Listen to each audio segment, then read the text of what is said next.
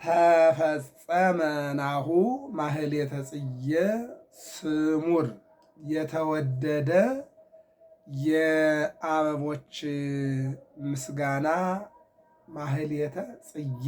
ማህሌት ማለት ምስጋና ነው። ጽጌ ማለት አበባ ነው።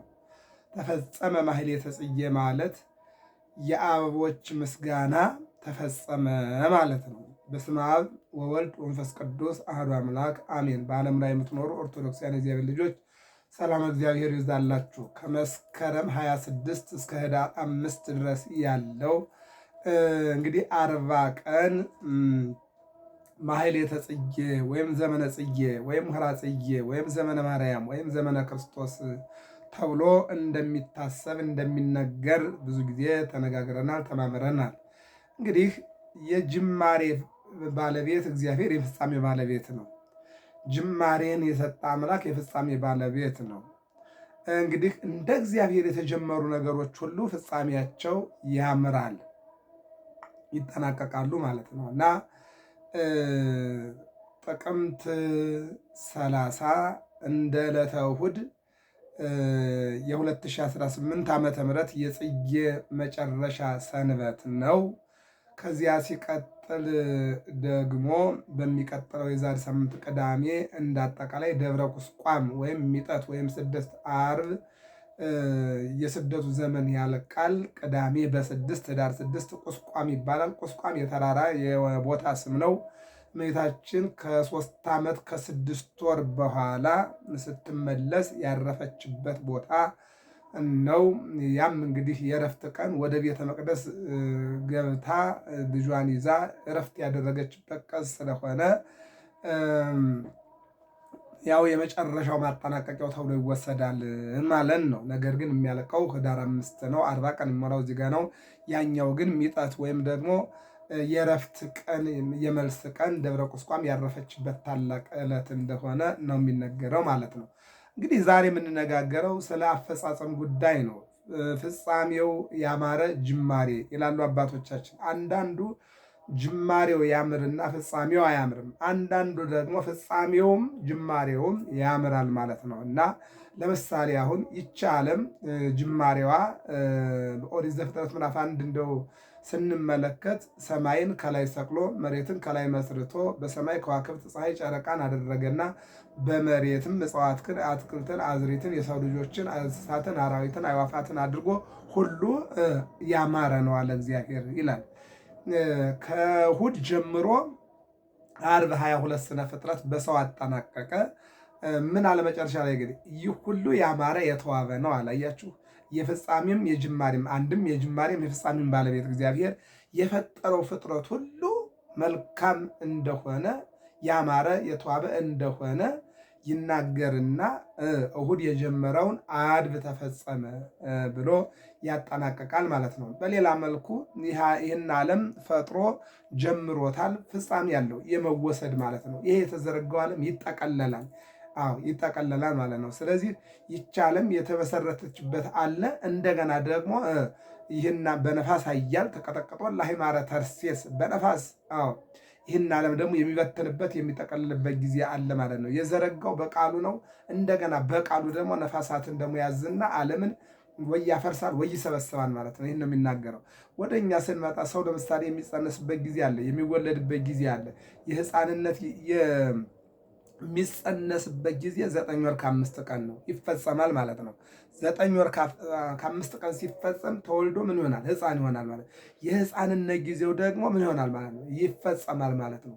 የምን ይመጣል? የወጣትነት ጊዜ ይመጣል። የወጣትነት ጊዜው ደግሞ ይፈጸማል። የምን ይመጣል? የሽምግልና ማለት ነው። የሽምግልና ጊዜ ደግሞ ይፈጸምና እዛ በኋላ ደግፉኝ፣ አውጡኝ፣ አስገቡኝ፣ አስተኙኝ፣ አስነሱኝ። ይሄ በቃ የጥገኝነት ጊዜ ነው የሚሆነው ማለት ነው። እና በአጭሩ ተጀምሮ የማይፈጸም ነገር የለም። በምንም ይሁን በምን ይፈጸማል ማለት ነው። ህይወትም በበጎ ነገርም በመጥፎ ነገርም ትጠናቀቃለች ማለት ነው። አንዳንዱ አልጋ ላይ ተኝቶ ያጠናቅቃል። አንዳንዱ ደግሞ በመኪና አደጋ ሞቶ ያጠናቅቃል። አንዳንዱ ገደል ገብቶ ያጠናቅቃል። አንዳንዱ ደግሞ ሐኪም ቤት ገብቶ ያጠናቅቃል። አንዳንዱ እሳት በልቶት ያጠናቅቃል። አንዳንዱ ደግሞ ከቤቱ ተኝቶ ምን ላድርግልህ ተብሎ ይጠናቀቃል። በአጭሩ ግን በመልካም ወይም በመጥፎ ሁሉም ግን ይጠናቀቃል ማለት ነው። ተወደደም ተጠላም ዓላማው ማጠናቀቅ ነው። በተለያየ መልኩ ሊጠናቀቅ ይችላል፣ ግን የሰው ሕይወትም ይጠናቀቃል ማለት ነው ይጠናቀቃል። ስለዚህ ምንድን ነው የሚለው? ህብረ ሐመል ሚል ቀይ ወጻዲድ አርአያ ኮሰኮስ ዘብሩር ይላል። አዎ ህብረ ሐመል ሚል ቀይ ወጻዲድ ያው ነው። ቀይ ብንላት እናታችን ወጻዲድ ብንል እምታበራ አዎ ከበገጻ ከመወርህ ዋእይንቲያ ከመኮከበ ጽባህ አይኖቿ እንደ ጧት ኮከብ ከበግሰ የሰውነቷ ብርሃን እንደ ጨረቃ እንደ ፀሐይ የሚያበራ ይልና አርአያ ኮሰኮስ ዘብሩር እያለ ደግሞ እነሆ በበረሃ ላይ የሚበቅሉ አበባዎች ፈንድተውና ፈንድቀው አበበውና ለምልመው እንደሚታዩ እንደዚያ ይልቁ ደግሞ ከእሳት ነጥሮ እንደወጣ ወርቅ ወይም ደግሞ እንደ ብር አዎ ከእናቷ ከሐና ከአባቷ ከኢያቄም የተወለደችው ድንግል ማርያም አዎ ህብረ ሐመል ሚል ቀይ ወጻዲድ አርአያ ኮሰኮስ ዘብሩር ተአምርኪ ንጹሕ በአምሳለ ወርቅ ግቡር አዎ ተአምርኪ ያንቺ በንጽህና በድንግልና ጸንሰሽ የመውለድሽ ተአምር እንደ ወርቅ ነጥሮ የወጣ ነው። ወርቅነቱ የሚታወቀው ከእሳቱ ሲወጣ ነው። አንቺ ደግሞ እሳተ መለኮትን ተሸክመሻል። ተአምር ማለት እሳትን ጸንሶ እሳትን መውለድ ነው። ሰው እሳትን ይሞቀዋል እንጂ እሳትን አይጨብጠውም።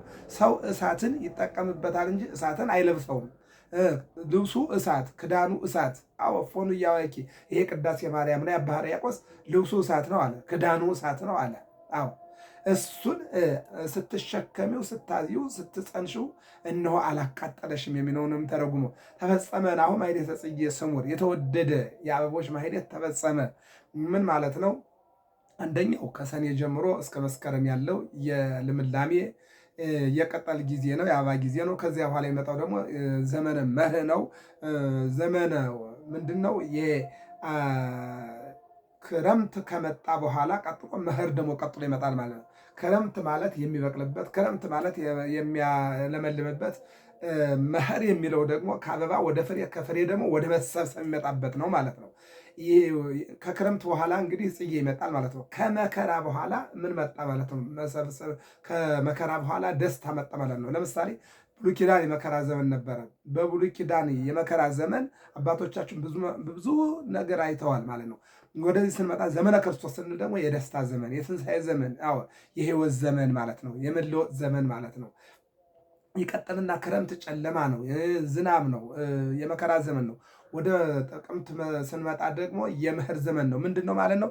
የደስታ ዘመን ነው። ያ ገበሬው ተስፋ አድርጎ እነሆ ይጠብቀው የነበረው አዝመራው አብቦለት አፍርቶለት የሚሰበስብበት ዘመን ነው ማለት ነው። ከመከራ በኋላ የሚገኝ በረከት ማለት ነው። አበው ነቢያት እነሆ ይወርዳል ይወለዳል ብለው ተስፋ አደረጉ። እነሱ አለፉ። ያ የነሱ ሱባኤ የነሱ ትንቢት ግን ምን ሆነ ማለት ነው? ክርስቶስ መጣና ከድንግል ማርያም ተወለደ። ምን ሆነ ማለት ነው? ያ የነሱ የትንቢት አበባ በመኸርነት ተቀይሮ ታጨደ ማለት ነው። ብሉይ ኪዳን ማህፀን፣ አዲስ ኪዳን ጽንስ ሆኖ ከድንግል ማርያም መድኃኔዓለም ምን ተገኘ ማለት ነው። ይህን የሚተረጉሙ ማለት ነው። ይቀጥልና አስምኪ ቦቱ ንግሥተ ሰማይ ወምድር፣ የሰማይና የምድር እናት ድንግል ማርያም። ሰማይና ምድር አዎ ሰውና መላእክትን፣ መላእክትና ሰውን፣ ሰውና እግዚአብሔርን፣ ሰውና እግዚአብሔርና ሰውን የምታስታርቂ አስምኪ ቦቱ አዎ አስጠጊ ወይም ደግሞ ተቀበይ አስምኪ ቦት ወይም ደግሞ እናትነሽን ድንግልናሽን አማላጅነሽን አስቀምጪ። አዎ ከመበህፅ ንቂ አሰምክ ፍቁር 9 ወር ከ5 ቀን አዎ ፍቅር ስቦት በአንቺ ማህፀን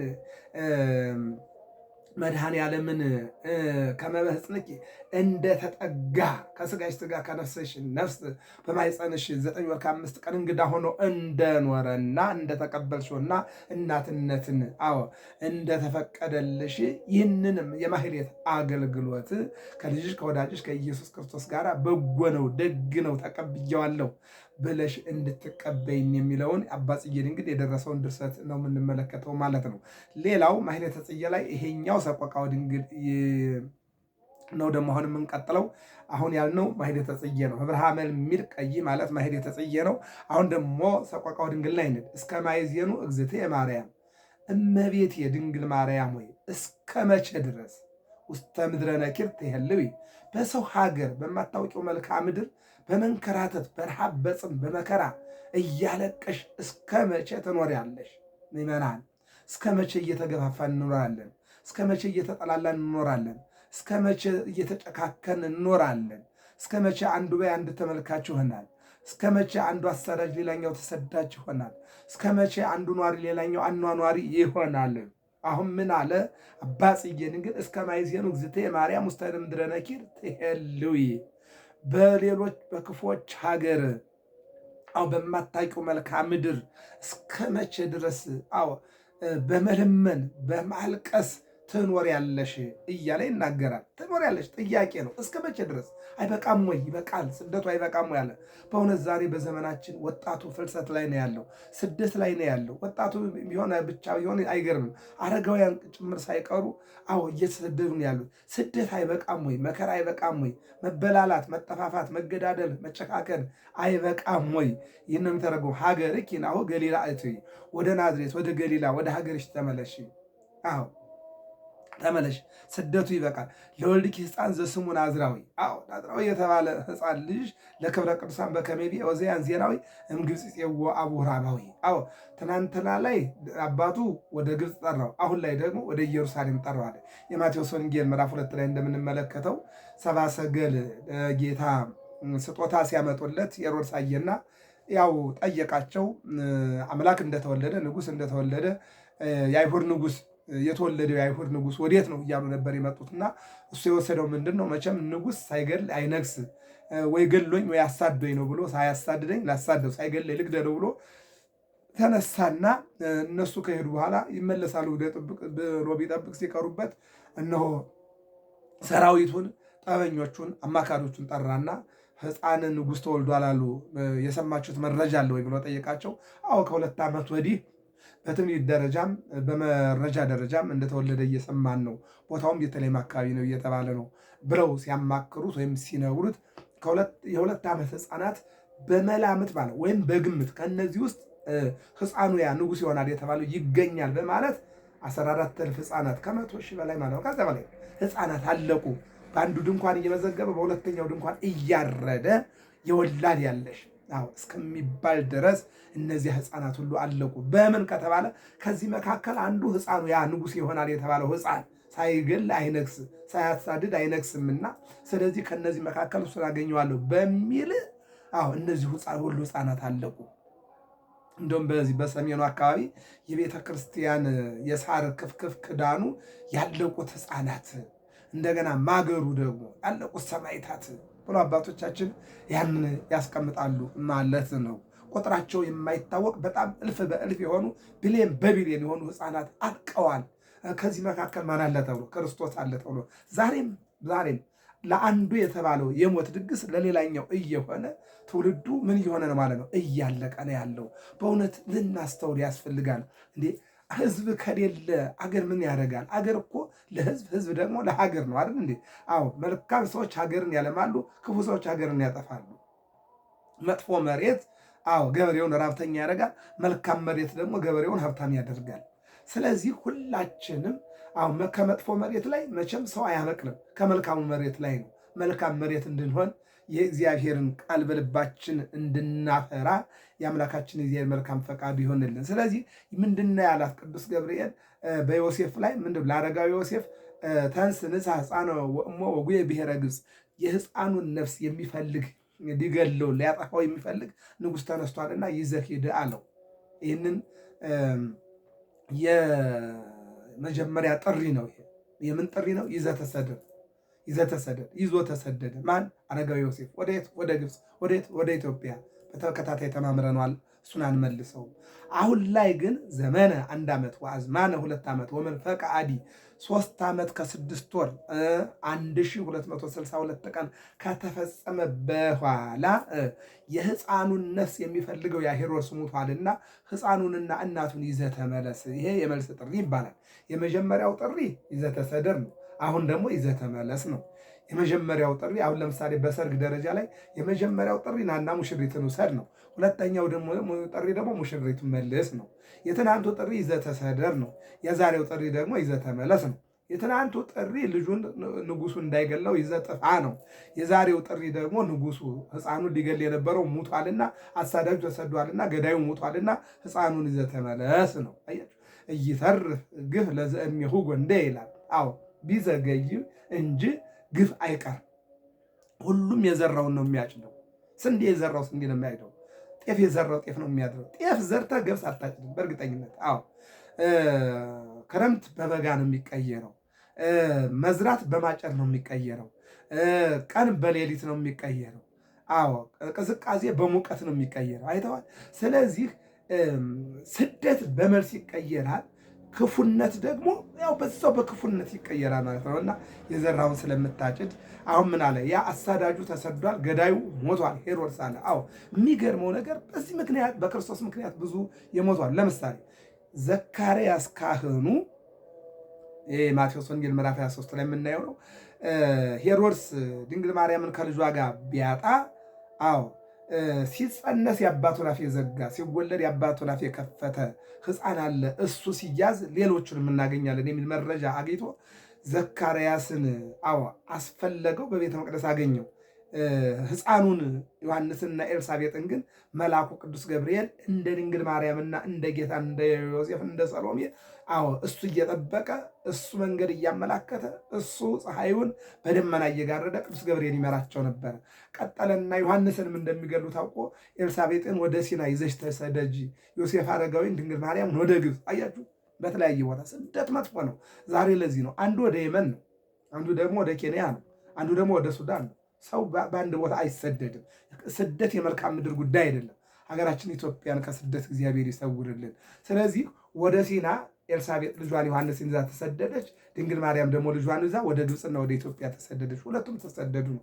በዚህን ጊዜ ዘካርያስ ቤተ መቅደስ ነው ያለው። ሄዱን እና ሲፈልጉት ከቤተልሔሙ በጽንሐው ፍም አድርጎ ዕጣን ጨምሮ እያጠነ ወደ መቅደስ ሲገባ ልጅን አምጣሉት። እኔ ያለው ቤተ መቅደስ በአገልግሎት ነው፣ ልጅ ያለው ከቤት ከእናቱ ጋር ነው ሲላቸው፣ ታላግጣለህ እንዴ?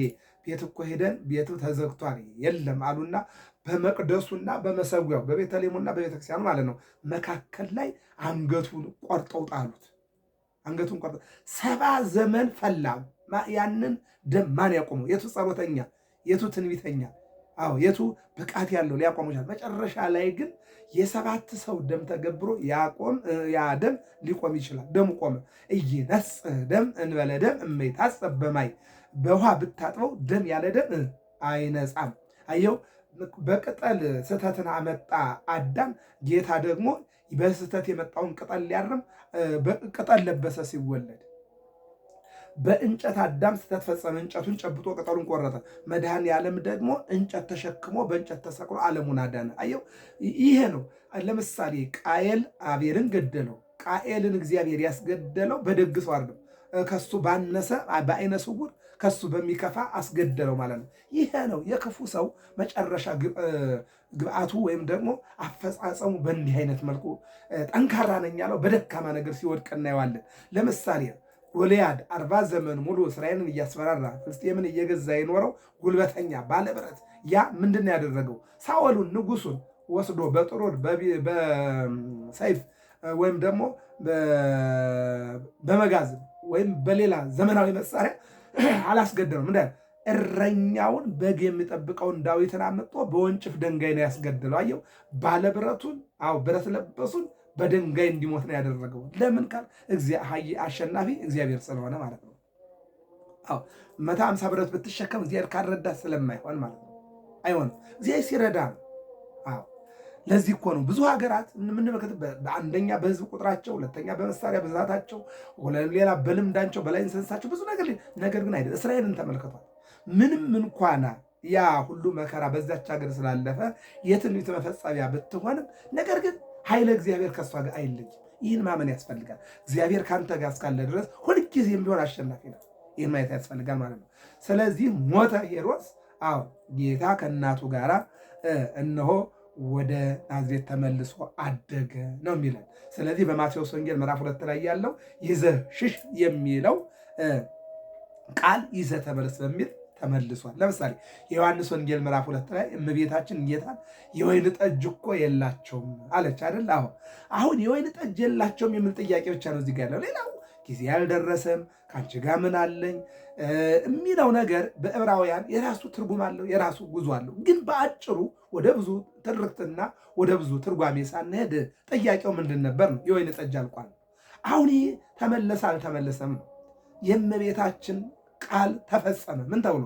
እሷ የጠየቀችው ጥያቄ ወይን ጠጅ የለም ነበርና 6 የውሃ ጋኖች ተሞሉ፣ ውሃዎቹ ወደ ወይን ጠጅነት ተቀየሩ። ምን ሆነ? የድንግል ማርያም ጥያቄ ተፈጸመ፣ አማላጅነት ተፈጸመ ማለት ይሄ ነው። አየህ፣ ይህንን ነው ልናይ የሚገባን ማለት ነው። ሌላው እንግዲህ ወዳለንበት ስንመጣ ኦሪት ዘፍጥረት ምዕራፍ 1 ጀምሮ ስንመለከት እስከ ኦሪት ዘፍጥረት ምዕራፍ 2 ድረስ ጌታ ከእሑድ እስከ ዓርብ ድረስ 22 ስነ ፍጥረት ፈጥሯል። እየወገኑ እሑድ የጀመረውን መቼ ያጠናቀቃል? ዓርብ ተፈጸመ አለ። የመጀመሪያው የስነ ፍጥረትን መፍጠር አሁን ስላለቀና ስለሚያልቅ አይደለም። እዚያን ጊዜ የተፈጠረው አንድ አዳም ነው። አሁን 8 ቢሊዮን በላይ ዓለም ደርሷል። ግን ለጊዜው ነው። በወቅቱና በሰዓቱ ከተያዘው ስራ አኳያ እሑድ የጀመረውን ዓርብ ሲያጠናቀቅ ምን ሆነ? ተፈጸመ። ዓርብ ማጠናቀቂያ መፈጸሚያ ተብሏል። የፍጻሜ ቀን ተብሏል ማለት ነው። እናምነው። ስለዚህ የተጀመረ ይፈጸማል ማለት ነው። እሑድ ጀመረ፣ ዓርብ ፈጸመ፣ አጠናቀቀ። ስለዚህ ዓርብ ተባለ። ለምሳሌ እሑድ አሃዳ እንዳደረገ ተብሎ አንደኛው ቀን ነው። ሰኞ ሁለተኛው ቀን ነው። ሰኑይ ሁለተኛው ግዕዝ ነው። ማክሰኞ ሰሉስ ተብሏል። ሰሉስ ሶስተኛው ነው። ረቡዕ አራተኛው ቀን ነው። ሐሙስ አምስተኛው ቀን ነው። ዓርብ ግን በዕብራይስጥ በእነሱ ቋንቋ ነው ምንድነው? የመፈጸሚያ ቀን፣ ፍጻሜ፣ ማጠናቀቂያ ብለው ወስደውታል ማለት። የመጀመሪያው ከእሑድ ጀምሮ እስከ ዓርብ የፈጠረው ፍጥረት መፈጸሚያ፣ ማጠናቀቂያ። ሁለተኛው እስራኤል ዘሥጋ ኦሪት ዘጸአት ምዕራፍ 16 ላይ ምግብ ቢጠይቁት ከእሑድ ጀምሮ እስከ ዓርብ ያወርድላቸው ነበር። እሑድ የጀመረው ምግብ ዓርብ ተፈጸመ ማለት ነው። ዛሬ ሰኔ ላይ የተጀመረው የዘር መኸር አሁን ላይ ጥቅምት ላይ ህዳር ላይ ምን አለ ማለት ነው? ተጠናቀቀ፣ እየተሰበሰበ ነው ማለት ነው። ገበሬው መጀመሪያ አረሰ፣ ቡቃያውን አየ፣ ልምላሜውን አየ፣ አበባውን አየ፣ ፍሬውን አየ፣ ደረቀ፣ አጨደ፣ ከመረ፣ ወቃ፣ መኖ ለእንስሳቱ፣ ፍሬውን ወደ ቤቱ አስገባ፣ ፈጸመ። ያረሰው እርሻ በማጨድ አጠናቀቀ ማለት ነው። ጌታም ደግሞ እኛን በመፍጠር በመዝራት የጀመረውን በማጨድ ማለት በመሞት ያጠናቀቀዋል።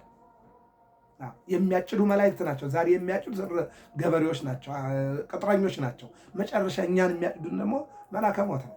ይጠናቀቃል ማለት ነው። ይጠናቀቃል። ስለዚህ ሁለተኛው እሑድ የተጀመረው መና ዓርብ ተፈጽሞ፣ ሶስተኛው ከሆሳዕና ጀምሮ እስከ ዓርብ ድረስ ጌታ የመከራ ቀን ሕማማት የመከራ የግፍ ሳምንት ነው። እሑድ የተጀመረው ከሰዓት በኋላ የተጀመረው የመከራ ቀን ዓርብ መስቀል ላይ ተጠናቋል። ይሄ ነው እንግዲህ የዮሐንስ ወንጌል ምዕራፍ 19 ቁጥር 30 ላይ ምን ይላል? ወይቤ ተፈጸመ ሁሉ ተፈጸመ። የነቢያት ትንቢት ተፈጸመ። ሱባኤው ተፈጸመ። በቃ አለቀ። አምላክ ተወለደ፣ አምላክ ተሰቀለ፣ አምላክ ሞተ፣ አምላክ ተቀበረ፣ አምላክ ተነሳ። ይህ ሁሉ ተፈጸመ። የማን? የነቢያት ትንቢት። እነ ኢሳይያስ የተናገሩት፣ እነ ሕዝቅኤል፣ እነ ዳንኤል የተናገሩት ተፈጸመ። ትንቢትን ሊፈጽም ነው የመጣው ማለት ነው። ይህን ነው የሚናገረው። ስለዚህ ሁሉም ነገር በሰዓቱና በጊዜ ይፈጸማል። የመጀመሪያው እነሆ ምኑ ነው ማለት ነው? ስነ ፍጥረትን ከእሑድ እስከ ዓርብ መፍጠሩና መጨረሱ መፈጸሙ። ሁለተኛው መና ከእሑድ ጀምሮ እስከ ዓርብ ማውረዱና መፈጸሙ። ሶስተኛው ከእሑድ ጀምሮ እስከ ዓርብ ድረስ መከራውን ማጠናቀቁ። ይህን እንደው ምን ይላሉ መተርጉማን? እሑድ ከሰዓት በኋላ ያለው ያው 500 ይዞ ሰኞ፣ ማክሰኞ፣ ረቡዕ፣ ሐሙስ፣ ዓርብ 5 ቀን ነው። 5500 ዘመን የተባለው የብሉይ ኪዳን የዚያ የጨለማው ዘመን የመከራው ዘመን የዚያ ገላጭ ናት። ያንን ማስታወሻ ናት። ያንን መመልከቻ ናት። ያንን ዘመን ያን መከራ ዘመን የጨለማውን ዘመን የምናስብባት ዘመን፣ አልቅሰው እንባቸው የማይታበስበት፣ ጮኸው ጮኸታቸው የማይሰማበት ዘመን፣ ያን ዘመን የምናስብበት የመከራ ዘመን ነው ማለት ነው። ስለዚህ 5 ቀን ተኩል ሲፈጸም መጥቻ አድንሃለሁ ባለው መልኩ ከእሑድ ከሰዓት በኋላ እስከ ዓርብ ድረስ ያን 5500 ዘመን በእነዚህ ምክንያቱም እስመ አሰርቱ ምዕተ ዓመት ከመ እንተ ትማልም ሀለፈት በእግዚአብሔር ዘንድ 1000 ቀን አንድ ቀን ነውና ማለት ነው። ያንን አጥፎ ነው ማለት ነው። ስለዚህ ያንን 5500 ዘመን በ5 ቀን ከ5 ተኩል ምን አደረገ ማለት ነው? መከራውን ተቀብሎ በቀራንዮ በመስቀል ላይ ተሰቅሎ በ5 ምስማር ተቸንክሮ በአንድ ጦር ተወግቶ 6666 ግርፋት ተገርፎ ምን አደረገ ማለት ነው? ያንን ትንቢት ተፈጸመ፣ አጠናቀቀ። ወይ የተፈጸመ ሁሉም ተፈጸመ። ትንቢተ ነቢያት ተፈጸመ፣ ተጠናቀቀ። በቃ ይገረፋል ተባለ፣ ተገረፈ። ይሰቀላል ተባለ፣ ተሰቀለ። በሁለቱም ወንበዴ መካከል ተባለ፣ እውነት ነው። በጦር ይወጋል ተባለ፣ ተወጋ፣ እውነት ነው። ፈደዩኒ እኬተ ህየንተ ሰናይት ስለ መልካሙ ፈንታ በመጥፎን ከፈሉኝ፣ እውነት ነው። ይሁዳ ይሸጠዋል ተባለ፣ አዎ እውነት ነው። ዘካርያስ ለዋጋዬ 30 ብር መዝኑልኝ ያለውን ያን 30 ብር መዘኑለት፣ እውነት ነው። ዘምስለ ዮሴፍ ለዮሴፍ የተመዘነ ብር ለሱ ተመዘነ። ወንድሞቹ ለምድያም ነጋዴዎች 20 ብር ሸጡት። የምድያም ነጋዴዎች ለጲጥፋራ 10 ብር ጨምረው በ30 ብር ሸጡት። ያ 30 ብር ዘካርያስ ተናገረው። ከዘካርያስ መጣና ይሁዳ በ30 ብር አምላኩን ይሸጣል። የተሸጠው አምላክ በመስቀል ላይ ተሰቅሎ ስጋውን ቆርሶ ደሙን አፍሶ ዓለምን አዳነ። ይሄን ወይ የተፈጸመ ሁሉ እና በሌላ መልኩ ስንመለከት እንግዲህ ቤተ መቅደስ ይጀመራል፣ ይጠናቀቃል። የኛም ቤተ መቅደስ ከእሑድ ጀምሮ እስከ ዓርብ ስነ ፍጥረትን ከፈጠረ በኋላ ዓርብ ወዲያውኑ ጀምሮ ወዲያውኑ አጠናቋላል። የሰው ልጅ አዳምን ምን አደረገው? ከሰባት ነገሮች ከእሳት ከውሃ ከነፋስ ከመሬት ይህ ባህሪ የሥጋ ነው። ነባቢት ለባዊት ሕያዊት ይህ ባህሪ የነፍስ ነው። ከሰባት ማህበር ወይም ደግሞ ከሰባት ነገር ሰው ልጅን ፈጠረና ወገብሮ እግዚአብሔር ለአቡነ አዳም መሬተ ምድር አዳምን ከመሬት አፈር አበጀው ከመሬት ጭቃ አበጀው የሚለውን ይተረጉማል ማለት ነው። ይህ ከሆነ እንግዲህ ይሄ የኛ ቤተ መቅደስ እኛ የእግዚአብሔር ማደሪያዎች ቤተ መቅደሶች ነን። ጳውሎስ እንደተናገረው ቅዱስ ጳውሎስ አንደኛ ቆሮንቶስ 3 ላይ ይተአምሩኑ ከመታቦቱ አንተም ወማህደሩ ለመንፈስ ቅዱስ የመንፈስ ቅዱስ ማደሪያ ቤተ መቅደስ እንደሆናችሁ አታውቁምን ይላል። አለቀ። ሌላው ሁለተኛ ዜና መዋዕል 31 ላይ ሰሎሞን የጀመረውን ቤተ መቅደስ አጠናቀቀ ይላል። አሁን በዚህ በእኛ ባለንበት ዘመን ብዙ የሚሰሩ አብያተ ክርስቲያናት ይጀመራሉ፣ ይጠናቀቃሉ። ሲጀመር ተጀመረ፣ መሰረት ተጣለ ይባላል። ሲያልቅ ተፈጸመ፣ አለቀ፣ ተፈጸመ ይባላል ማለት ነው። ስለዚህ የተጀመረ ቤተ መቅደስ የተጀመረ ቤት ይጠናቀቃል። ገበሬው የጀመረውን እርሻ አርሶ ዘርቶ መጨረሻ መኸሩን እንደሚያገኝ ሰውም ደግሞ የሰራውን ቤት ይጀምርና ይጨርሳል፣ ይፈጽማል፣ ያጠናቀቃል። ቤቴን አጠናቀቅ ያለው እንመርቁልኝ ይላል ማለት ነው። ሌላው እንግዲህ የሕፃንነት ጊዜ ይጠናቀቃል፣ የወጣትነት ጊዜ ይጠናቀቃል፣ የሽምግልና ጊዜ ይጠናቀቃል ማለት ነው። ሌላው ዘመን ይጠናቀቃል። ዳንኤል 4:34 ላይ የትንቢት ዘመን ይጠናቀቃል፣ የሰው ዘመን ይጠናቀቃል። የአንድ ንጉሥ ወደ አንዱ ንጉሥ የሚያልፍበት ዘመን ይጠናቀቃል። የፈርዖን ዘመን አልቆ ሌላ ፈርዖን መጥቷል። የናቡከደነፆር ዘመን አልፎ ሌላ ናቡከደነፆር መጥቷል። የሄሮድስ ዘመን ተፈጽሞ ሌላ ሄሮድስ መጥቷል ይላል። ሌላው የመከራ ጊዜ ያልፋል፣ አያልፍም፣ ያልፋል፣ ይፈጸማል። ዮሐንስ መጥምቅ ማርቆስ 1:14 ላይ ምን አለ? አሁን ደስታዬ ተፈጸመች፣ የመከራው ጊዜ አለፈ፣ እነሆ መንግስተ ሰማያት ቀርባለችና። ይልቁንም መንግስተ ሰማያትን የሚያድል ሞትን በሕይወት ውድቀትን በትንሣኤ የሚለውጥ አምላክ ነው። መጥቷል፣ የመከራ ጊዜ አለፈ፣ የደስታ ጊዜ መጣ ብሎ ሲናገር እንሰማዋለን ማለት ነው። ሌላው የደስታ ጊዜ ደግሞ ይፈጸማል። ዮሐንስ 3:29 ላይ አሁን ደስታዬ ተፈጸመ። ቅድም ምን አለ? የመከራ ጊዜ ተፈጸመ፣ ደስታ መጣ አለ። ደግሞ የደስታ ጊዜ ይፈጸማል። የደስታዬ ጊዜ አሁን ተፈጸመ አለ። ምንድን ነው? እኔ ዝቅ ልል እሱ ሊከብር አስቀድሜ የተናገርኩለት ከኔ በፊት የነበረ ከኔ በኋላ የሚመጣ አምላክ መጣ። አሁን ደስታ ይህ ነው። በቃ ደስታ የተፈጸመ። ሰሞንም እንዲህ ብሏል። ዘሰዓሮ ለገብርከ አሁን ልጅን አሰናብተን አገልጋይህን አሰናብተው ባሪያህን አሰናብተው ደስታዬ ተፈጽሟል። የዓለሙን መዳን አይቻለሁ። በቃ እስመሪያ አይንተ ያድኖተከ ዘአስተዳሎከ ቅድመ ኩሉ ሕዝብከ ከሁሉ በፊት ያዘጋጀኸውን የማዳንህን ስራ አይቻለሁና ደስታ የተፈጸመ እኔን ግን አሰናብተኝ። አያችሁ፣ የመከራ ጊዜ ያልፋል። እኔ 500 ዘመን ካልጋ ላይ ተጣብቆ የኖረ ሰው የመከራው ጊዜ አልፎ የመዳን ጊዜ መጥቶ ለራሱ ሳይሆን የህዝቡ መዳን የእሱ መዳን አደረገውና እኔን አሰናብተኝ። አዎ ዝንቱ ሕፃን፣ ይሄ ሕፃን የተወለደው ሕፃን ላመኑት አዎ ለመዳናቸው፣ ለማያምኑት ግን ለውድቀታቸው የተሾመ ነው ብሎ የራሱን ግን አሰናብተኛል። ምን አሰናብታለሁ? አመስግን ብሎ እንደገና እድሜ የቀጠረለት ክብርና ምስጋና ለመድኃኒዓለም ይሁን። ይህንን ነው የሚነግረው። ሌላው እናት የምትጸንስበት ወር አለ። 9 ወር ከ5 ቀን ያልቃል። የምትወልድበት ወር አለ። የመንጻት ወር ይባላል። እንደገና ወደ ቤተ መቅደስ በ40 ቀን ወንድ ሴት በ80 ቀን የመንጻት ወር ሲፈጸም ነው። አዎ ልጆች ወንድ ልጅ ይዞ መምጣት ይችላል። አሁን እዚህ ጋር መንጻት ደም እየፈሰሰ መግባት ስለማይቻል በደሟ በሰውነቱ ላይ ያለው ደም ሲቆም ማለት የወንድ ልጅ የተወለደች እናት በ40 ቀን ነው የምትነጻው። ሴት ልጅ የወለደች በ80 ቀን ነው። ያ ወደ ቤተ መቅደሱ ወደ ቅዱስ ቦታ አዎ እኔ ቅዱስ ነኝና እናንተም ቅዱሳን ሁኑ። አዎ ዘሌዋውያን 11 ቅዱስ ጴጥሮስም በራሱ መልእክት ተናግሮታል ማለት ነው። አንደኛ ጴጥሮስ ምዕራፍ 1 ላይ ምንድን ነው ያለው? እኔ ቅዱስ ነኝና እናንተ ቅዱሳን ሁኑ ያለውን ደግሞ ቅዱስ ጴጥሮስ ምን አለ? የፈጠረን የጠራንና አዎ እኛን ሰው ያደረገን አምላክ ቅዱስ ነው እና እኛም ቅዱሳን ሁኑ ብሎ ሲናገር መለከው እና በቅዱሱ እግዚአብሔር ቤተ መቅደስ ቅዱሳን ሆነን በተሻለ መልኩ መቅረብ ስለሚገባ የመንጻቱ ወራትን ይፈጸማል። በ40 ቀን አዎ ተፈጽሞ ወደ ቤተ መቅደስ ይዛዳ ልጇን ክርስትና ታስነሳለች። በ80 ቀን የሴት አዎ የወለደች ተፈጽሞ በ80 ቀን ወስዳ ታስነሳለች የሚለውን ይተረጉማል ማለት ነው። ሌላው የመታዘዝ ጊዜም ይፈጸማል። ጌታ ለምሳሌ አሁን መስቀል ተሸክሞ ዓርብ ዕለት ወደ ቀራንዮ ወጣ። ከ6 ሰዓት እስከ 9 ሰዓት መስቀል ላይ ዋለ።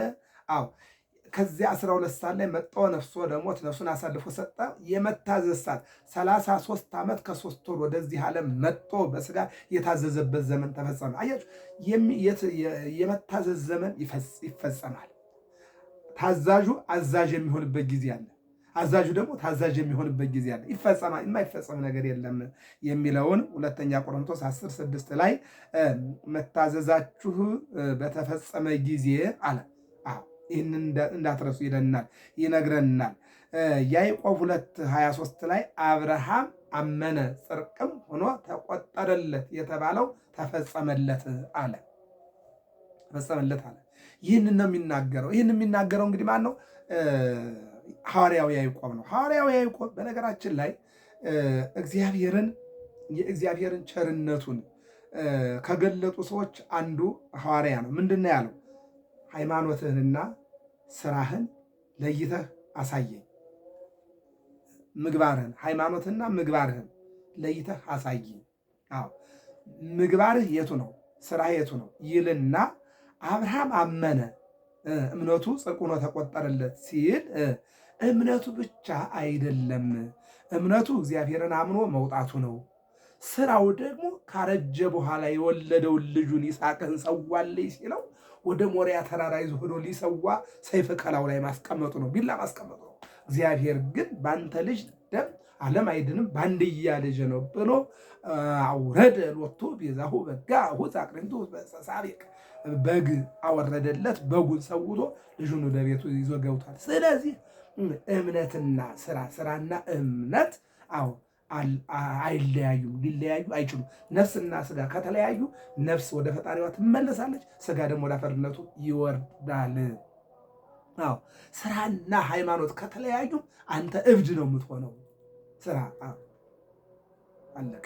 ይህን ነው የሚናገረው። ስለዚህ እንድናቅ እዚያ ይረዳን። ከዚህ በኋላ ነው እንግዲህ በነገራችን ላይ ከመስከረም 26 እስከ ጥቅምት 20 ያለው ዘመነ ስደት ብለው ሊቃውንቱ አስቀምጠውታል። ከጥቅምት 21 እስከ ህዳር 5 ያለውን ደግሞ ሚጠት ብለው በሁለት ከፍለውታል። ተመየጢ እግዝእቴ ማርያም ብለው የሚሉት ከዚያ ጀምረው ነው ሰላሙን ማለት ነው። አሁን ስትመለስ ደግሞ ምን አለ ሊቁ? አብርሂ ናዝሬት ሀገሩ። አዎ ናዝሬት ሀገሩ ከ300 ማለት ከ3 ዓመት ከ6 ወር አንድም ዘመነ ዋዝማነ ወመንፈቃዲ 3 ዓመት ከ6 ወር በሌላ መልኩ 1262 ቀናት ካለፉ በኋላ ህፃኑ አዎ ተመልሷል ከእናቱ ጋርና አብሪ ናዝሬት ሀገሩ የመድኃኔዓለም ሀገር የተወለደብሽ የተጸነሰብሽ ሀገር አብሪ ተቀበዩ በቃ መጣልሽ እያለ ንጉሥኪ በጽሐ ስለ ማርያም መጾር መሸከሚያ ማለት ከተሸከመችው በጀርባዋ ምንድነው? ሜረ በዘባንኪ አንድ ጊዜ በጎንሽ ወሜረ በገወኪ አንድ ጊዜ በጀርባሽ። አዎ በጀርባሽ ምሕረ በዘማንኪ ወምሕረ በገቦኪ ማርያም ብዙኃ በኀዚለ ሕፃን ደከምኪ። እመቤቴ ሆይ ብዙ ዘመን 3 ዓመት ከ6 ወር ሕፃኑን በመሸከም ደከምሽ፣ ዛልሽ። አዎ አዎ ዛልሽ። ሶበኒ ሐውር በእግሩ በተጓዘ ጊዜ ከመትጽኡ ርዮ ይበኪ ያዘኑትን እንባ የሚያብስ አምላክ የማይደክመው የደከመ መስሎ እንድትሸከሚው እንድታዚው ያለቅስ ነበረ። አልቦ እንበለ ሰሎሜ ዘያስተባርየኪ ለኪ። በዛን ጊዜ በመከራሽ ጊዜ ከሰሎሜና ከዮሴፍ ውጭ ያስተዛዘነሽ የተከተለሽ የረዳሽ የለም። ዮሴፍ አረጋዊ ዘይጸጉር ስንቀኪ አልቦ ሰሎሜ፣ ከሰሎሜ ውጭ ከሴት የተከተለሽ ያስተዛዘነሽ የለም። ወዮሴፍ አረጋዊ፣ ከአረጋዊ ዮሴፍ ውጭም ስንቅ የተሸከመ የለም። እነሱ ግን አብረው ተሰደዱ፣ አብረው ተመለሱ ይላል። ክብርና ምስጋና ለመድኃኒዓለም ይሁን። ስለዚህ ዘምስለ ማርያም ጣዖታተ ግብፅ ኩሎ ቀጥቅጦ በበትሩ፣ የግብፅ ጣዖታትን ቅጥቅጥ አድርጎ ይሄ የላሙን ጣዖት የጥጃውን ጣዖት ቀጥቅጦ ጥሩ ይጎይ ወይ ታፈሩ ሰራዊት ሄሮድስ ሰሩ። የሄሮድስ ሰራዊት ጠላቶቹ ፈርተው ይሸሹ ዘንድ ወይም ዘበላይሁ እኮ የመከሩ ክፉ የመከሩት በሙሉ ያፍሩ ዘንድ አብሪ አብሪ ናዝሬት ሀገሩ አብሪ አብሪ ናዝሬት ሀገሩ አብሪ ንጉሥሽ መድኃኔ ዓለም ከእናቱ ጋር መጧልና ተመልሷልና የግብፅ ጣዖታትን ቀጥቅጦ ግብፅን ባርኮ ኢትዮጵያን ባርኮ ተመልሷልና ኢየሩሳሌም ሆይ አብሪ እያለ ሲናገር እንሰማዋለን።